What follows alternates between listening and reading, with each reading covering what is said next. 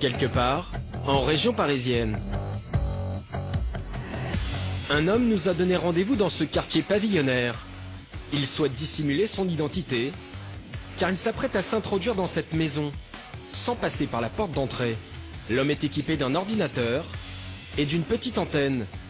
Il s'agit d'un hacker, un génie de l'informatique. Avec cette antenne-là, on va pouvoir capter des réseaux Wi-Fi à très longue portée, grâce à sa puissance. On va avoir 100 mètres, 200 mètres de portée. C'est tellement puissant que normalement c'est interdit à l'utilisation en France. Comme des millions de Français, cette famille possède une connexion Internet. Et c'est précisément ce qui va permettre aux hackers cette effraction numérique. Ça va être la porte d'entrée.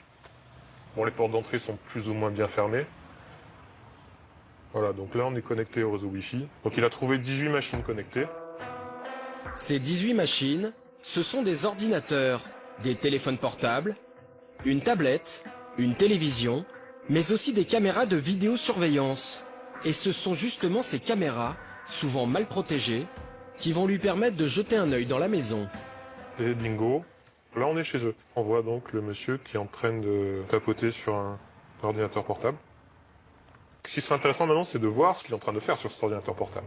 Et c'est exactement ce qu'il va faire.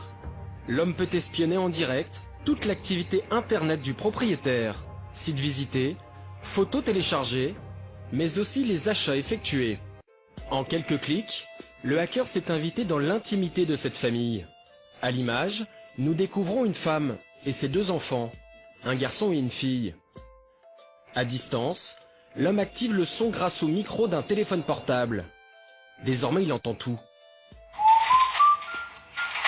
Tata, tu peux envoyer un texto à Etienne là, sur mon téléphone. Tu dis on peut partir.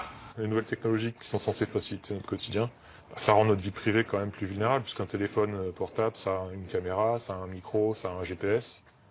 Donc c'est l'espion parfait en fait. Si ce père de famille avait quelque chose à se reprocher, cet espionnage pourrait être dramatique. On pourrait le faire chanter avec ces images-là, on pourrait écouter ou les conversations qu'il a avec sa femme, durant lesquelles il pourrait divulguer des détails importants, etc., etc.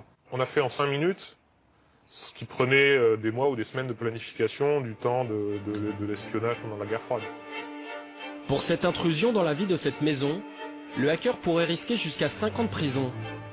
Mais c'est avec l'accord de la famille qu'il a mené cette expérience. Désormais, les murs de notre domicile ne protègent plus forcément notre intimité.